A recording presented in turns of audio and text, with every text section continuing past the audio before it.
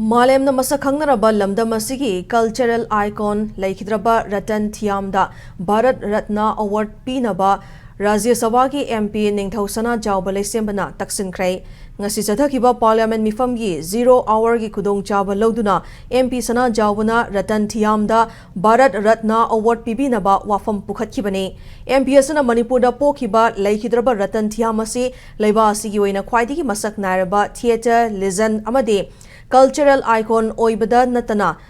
laipok kumbani playwright director painter writer amadi theater visionary ama oina top traditional Manipuri aesthetic singi kuthangda India gi theater bo anoba mayon amada purakhibani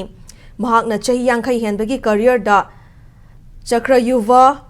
andajog ritu samhara amadi uttar Priyadarshi na chingba singthaningai oraba production sing puthoktuna Malem theater phambakta India gi achoba fida ama kalam ki haina house thamki Padma Shri Award Sangit Nata Academy Award amadi Sangit Nata Academy Fellowship na chingba mana kaya piduna ikai khumna khraba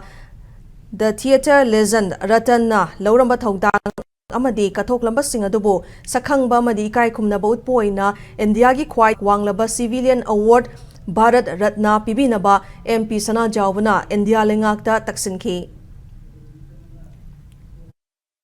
His contributions were recognized with Padma Shri, Sangit Academy Award and Sangit Academy Fellowship, among many others honors. In recognition of his extraordinary contribution into theatre, he was conferred the Legend of India Lifetime Achievement Award in 2018 by the then Vice President of India, Sri Ratan Thiyam, elevated Manipuri theatres to national and international prominence and became symbol of India's cultural depth, diversity and artistic excellence. Therefore, I urge the government of India to confer the Bharat Ratna posthumously upon Sri Ratan Thiyam as a fitting tribute to a legendary son of Manipur and one of the greatest cultural ambassadors of India.